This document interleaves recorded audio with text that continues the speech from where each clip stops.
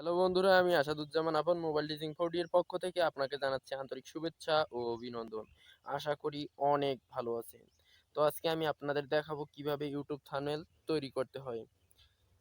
আর আপনি যদি আমাদের চ্যানেলটিতে এখনো সাবস্ক্রাইব করে না থাকেন তাহলে অবশ্যই সাবস্ক্রাইব করবেন এবং আপডেট ভিডিও পেতে হলে অবশ্যই বেল বাটনটিতে ক্লিক করবেন। তো এজন্য প্রথমে আপনাকে একটা অ্যাপস লাগবে। অ্যাপসটি প্লে স্টোরে পাবেন। প্লে স্টোরে গিয়ে প্লে স্টোরে লিখবেন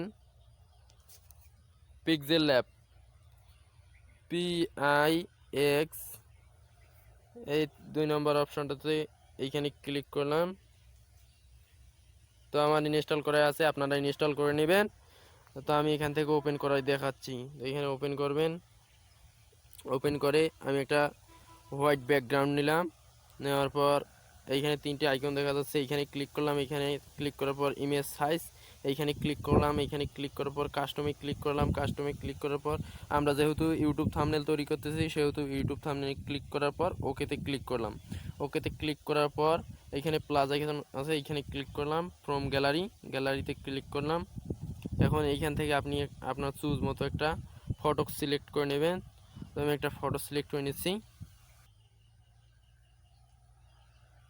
তো এইখান থেকে এই পিকচারটা আমি সিলেক্ট করে নিলাম। এইখানে সিলেক্ট করার পর জাস্ট টিক চিহ্নে ক্লিক করলাম। ক্লিক করার পর আপনি চাইলে ফোনের সাইজটাকে ছোট অথবা বড় করতে পারেন। তো আমি ছোট করে দিচ্ছি, বড় করে দিচ্ছি। আপনাদের মন যতটা চায় ততটা সিলেক্ট করে নেবেন। নেওয়ার পর আবার এখানে প্লাস আইকনে ক্লিক করবেন। তারপর টেক্সটে ক্লিক করবেন। টেক্সটে ক্লিক করার পর এই যে লেখা রয়েছে এখানে ক্লিক করবেন। এখানে ক্লিক করার পর কলম আইকনে ক্লিক করবেন। তারপর এখানে যেটা লেখার মনে হয় সেটা লিখবেন। তা আমি লিখে দেখাচ্ছি। আমি লিখতেছি মোবাইল দিয়ে, মোবাইল দিয়ে। তারপর ওকেতে ক্লিক করলাম। ওকেতে ক্লিক করার পর এখানে সাইজটা একটু বড় করব। তো টি এখানে সাইজ আছে, এইখানে একটু বড় করে দিচ্ছি। বড় করে দেওয়ার পর এই নিচে একটা চিহ্ন আছে, এখানে ক্লিক করার চাইলে আপনি লেখাটাতে ঘুরে বসাতে পারেন। তো আমি ঠিক এরকমভাবে রেখে দেওয়ার পর টিক চিহ্নে ক্লিক করলাম। তারপর চাইলে আপনি কালার দিতে পারেন। তো আমি কালার দিলাম লাল। দেওয়ার পর আবার ক্লিক করলাম। ক্লিক করার পর আমি এখানে আরেকটা পিকচার আনতেছি, আপনারাও চাইলে আনতে পারবেন। ফ্রম গ্যালারিতে আবার ক্লিক করলাম। এখান থেকে আপনার চুজ মতো একটা পিকচার নিয়ে নেবেন। তো আমি নিয়ে নিচ্ছি। আপনি চাইলে যে কোনো পিকচার এখানে নিয়ে আসতে পারবেন। আমি এই ফটোটা সিলেক্ট করলাম, এটাকে ছোট করলাম। এইখানে ক্লিক করার পর এইটা যেইখানে মন চায় সেইখানে নিয়ে আসতে পারবেন।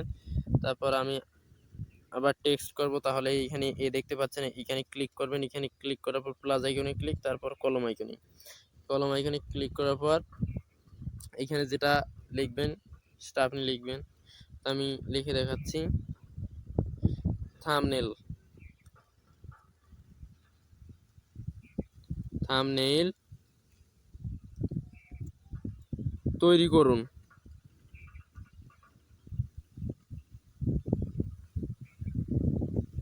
তো জাস্ট এইখানে একটু ক্লিক করে দেবেন। তৈরি করুন, তৈরি করুন। তারপর আবার ওকেতে সিলেক্ট করে দেবেন। সিলেক্ট করার পর লেখাটিকে যেখানে ইচ্ছা সেখানে আনতে পারবেন। আনার পর আমি একটু সাইজটা বড় করে দিচ্ছি। এইখানে সাইজ লেখা রয়েছে, এইখানে ক্লিক করে সাইজটা একটু বড় করে দিবেন। তো আমি বড় করে দিলাম। তারপর চাইলে আপনারা রং দিতে পারেন। তো আমি কালার দিয়ে দিচ্ছি। কালার দিলাম এটা দিয়ে টিক চিহ্নে ক্লিক করলাম। করার পর আপনি যদি চান তো ব্যাকগ্রাউন্ড কালার দিতে পারেন। ব্যাকগ্রাউন্ড কালার আমি দিলাম এটা। দেওয়ার পর টিক চিহ্নে আবার ক্লিক করলাম।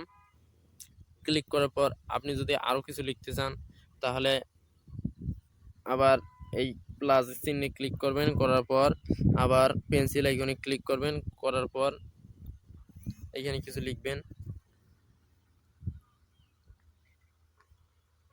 তা আমি লিখে দিচ্ছি ফুল এইচডি, FU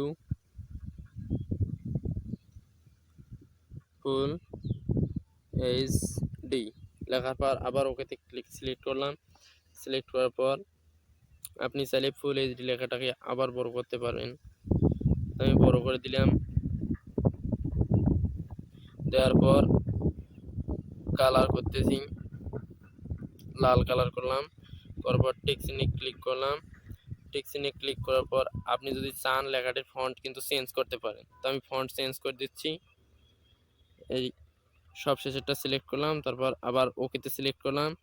সিলেক্ট করার পর আমি লেখাটিকে বোল্ড করে দিলাম। তারপর আবার টিক চিহ্নে ক্লিক করলাম। ক্লিক করার পর হয়ে গেছে আমাদের একটি থাম্বনেল। তো থাম্বনেল এইখানে একটি শেয়ার আইকনের মতো দেখতে পাচ্ছেন, এখানে ক্লিক করবেন। এখানে ক্লিক করার পর যদি সেভ করতে চান সেভ টু গ্যালারিতে সিলেক্ট করবেন, তো সিলেক্ট হয়ে যাবে। তো ভিডিওটি পুরো দেখার জন্য অসংখ্য ধন্যবাদ।